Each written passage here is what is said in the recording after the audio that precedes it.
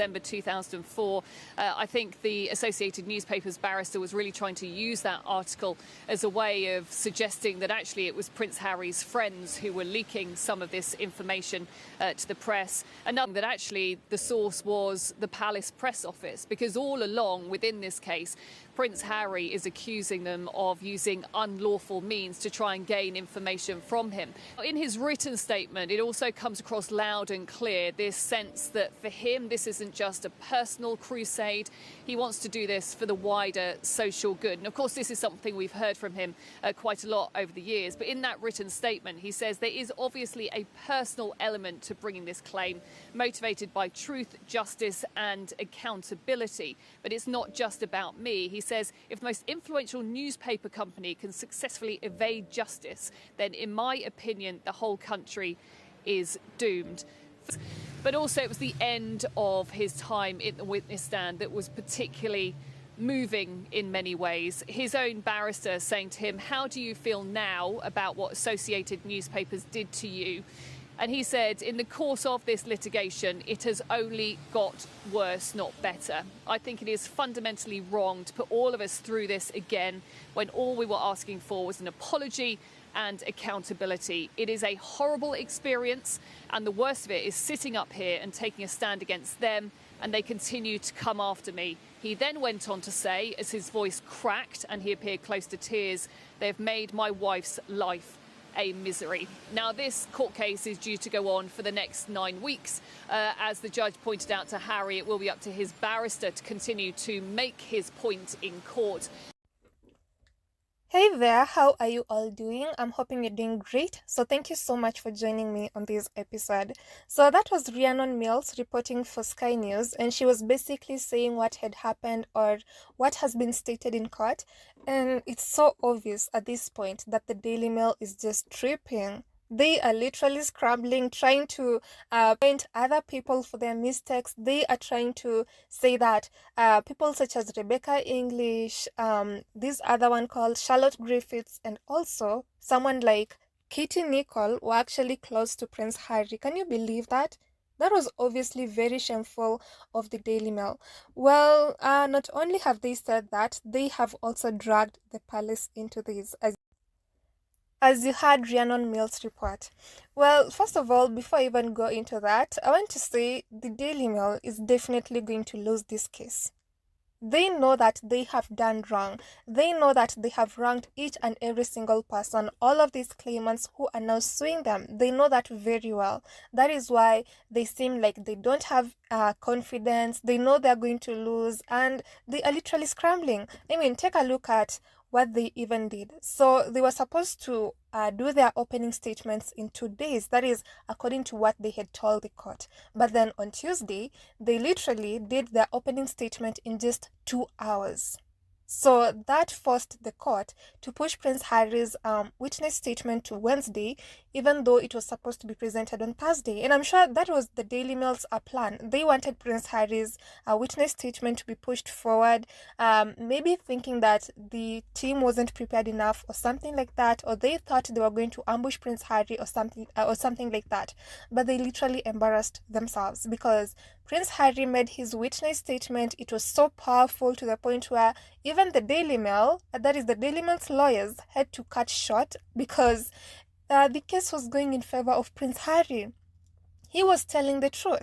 He even got emotional on stand, and that is when the Daily Mail's lawyers were like, "Cut, this is over, we're not going to be doing this." So it is embarrassing for the Daily Mail, because they know what they've done to these people. They know their wrongdoings, and right now they can't run away from it. That is why they're just like, "No, Harry, but these people were your friends." Like, how can people who literally hacked you, people who are doing or hiring private investigators to follow you around, be your friends? Those are not your friends. So Rebecca English, Katie Nichol and Charlotte Griffiths, none of them were Prince Harry's friends. I'm sure they were just maybe hanging around trying to find information about Harry or someone whom Prince Harry was close to, but they weren't his friends.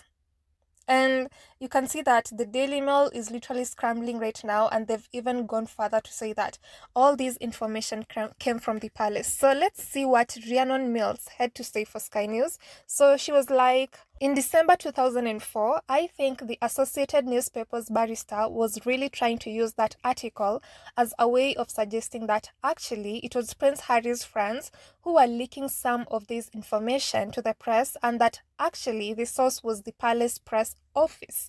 Because all along within this case, Prince Harry is accusing them of using unlawful means to try and gain information from him. Bingo! There it is. They literally admitted that it was the palace press office that was leaking information about Prince Harry to the press, which is not new.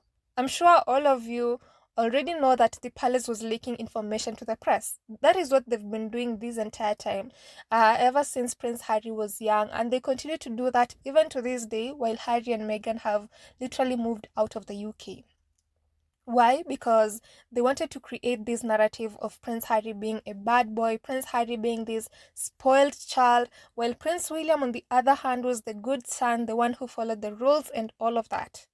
But look how that lie is falling apart right now, because the only person who seems to have morals in that family, the person who seems to be courageous, the person who seems to be very smart is actually Prince Harry, while the other ones are looking dumb right now. Literally, the smear campaign against Prince Harry looks like a failure. It is a failure because the truth is now coming out. Even the people who were used to smear Prince Harry and Meghan are now raising their hands and saying, oh no, it was the palace who gave us this information about Prince Harry and his wife, or the people whom Prince Harry was hanging around with. So it's getting really, really messy for the Daily Mail. And the further this case goes, the more we hear things about this case, it's so obvious that the Daily Mail isn't going to win. I'm so sure they're going to be paying huge amounts of money to Prince Harry and the other claimants. And obviously, to me, the Daily Mail is not going to learn its lesson. I don't think they are ever going to learn a lesson. These people benefit from hacking people's phones, bagging people's cars, homes, and whatnot, so that they can sell their information to the public. That is what they benefit from. But it's actually very, very wrong. And I'm just glad that Prince Harry and these other people are standing up and saying, no, this is not going to happen. This is not something that we signed up for, and we don't want this at all. And the Daily Mail is now left feeling very ashamed. I know they're very ashamed right now in court. That is why they're trying to make all these moves thinking that they are smart. But no, it's just embarrassing. I don't even think I can find the right word to describe what the Daily Mail has been doing in court, and the statements they've been trying to make, the things they've been trying to force Prince Harry to say. Like, that is so, so shameful. They have no defense, and they know that. That is why they're now doing all of these very shady things. And I honestly think at this point, even the Daily Mail's lawyer is embarrassed to be representing the Daily Mail, because they literally have no case. They have no defense.